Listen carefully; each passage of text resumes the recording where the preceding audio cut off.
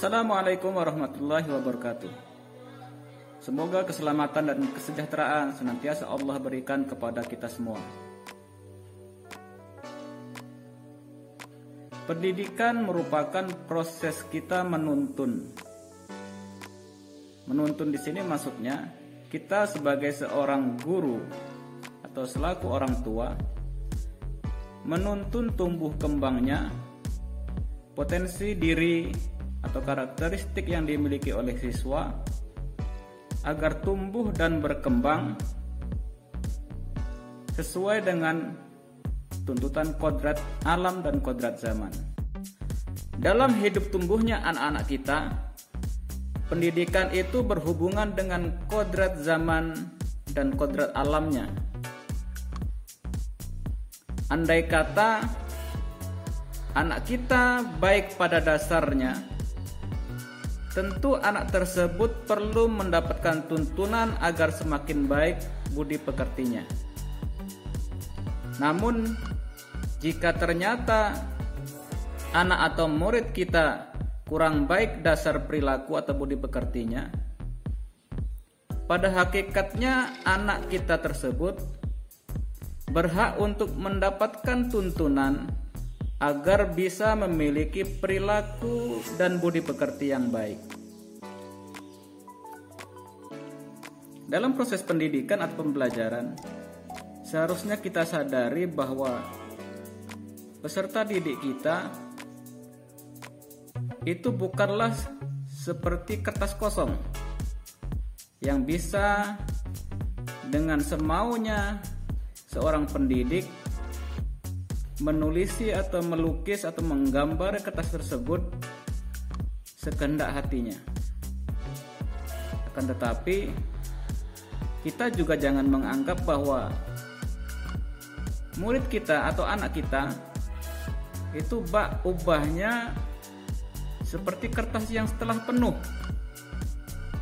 dengan goresan-goresan atau coretan-coretan, lukisan-lukisan yang tidak lagi bisa kita hapus atau kita ganti.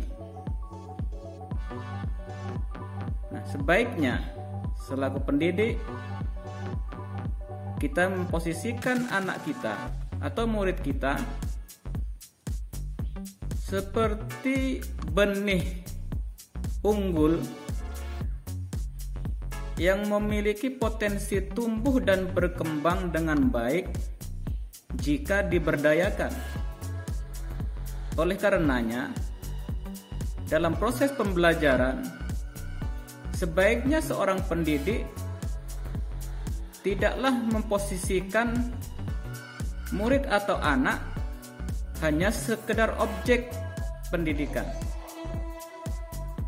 Namun sebaiknya, menurut saya, selaku seorang pendidik, alangkah baiknya jika kita menjadikan peserta didik kita sebagai bagian dari sumber pembelajaran tersebut. Karena pada hakikatnya, anak kita atau murid kita memiliki potensi-potensi atau karakteristik khas yang jika ditumbuh kembangkan, jika dituntun untuk berkembang, kelak akan menjadi bekal dalam menjalani kehidupan di masyarakat. Benih atau bibit unggul sebaiknya dicarikan tempat atau tanah yang subur. Hal ini supaya proses tumbuh dan berkembangnya bibit unggul tersebut dapat berjalan dengan baik dan maksimal. Dan dalam proses tumbuh dan perkembangannya tanaman tersebut tidak ditutup kemungkinan adanya gangguan-gangguan gulma atau rerumputan yang dapat mengganggu pertumbuhan tanaman tersebut.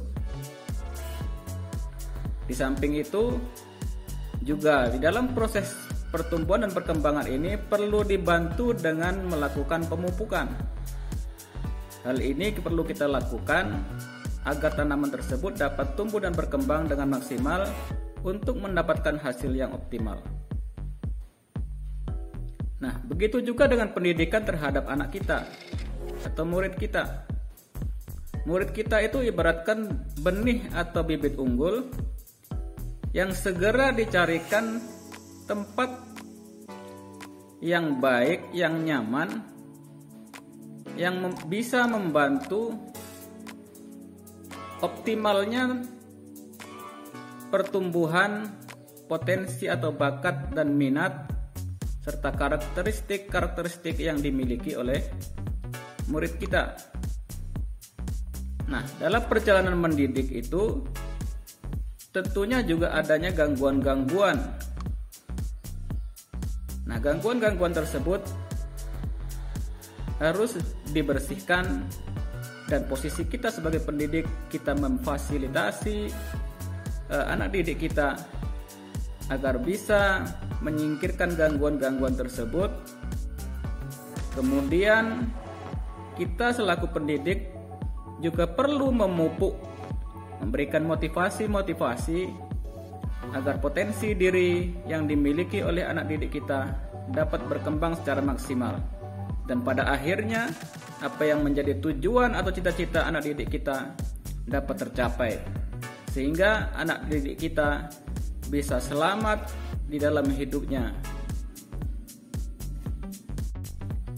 Dalam mengelaborasi terkait kodrat alam dan kodrat zaman, Bapak Ki Hajar Dewantara mengingatkan kepada kita bahwa dalam melakukan pembaharuan yang terpadu atau proses pendidikan, hendaknya selalu diingat bahwa segala kepentingan anak-anak didik, baik mengenai hidup diri pribadinya maupun hidup kemasyarakatannya, jangan sampai meninggalkan segala kepentingan yang berhubungan dengan kodrat keadaan, baik pada alam maupun zaman.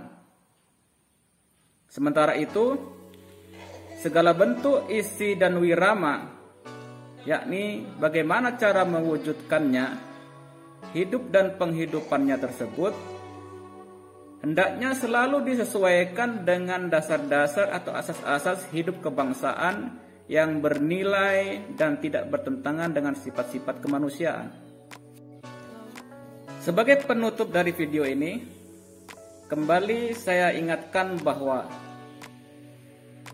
Bapak Ki Hajar Dewantara selalu mengingatkan kepada kita selaku pendidik bahwa pendidikan sejatinya adalah proses menuntun anak mencapai kekuatan kodratnya sesuai dengan alam dan zamannya.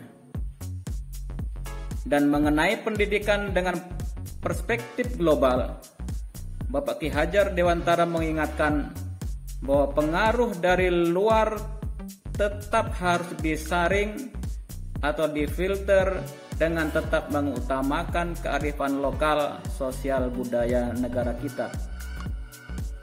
Terima kasih atas perhatiannya dan kesediaan menonton video ini. Apabila ternyata dalam video ini ada ungkapan-ungkapan atau pernyataan-pernyataan saya yang salah atau kurang berkenan, saya mohon dimaafkan. Sekali lagi terima kasih. Wassalamualaikum warahmatullahi wabarakatuh.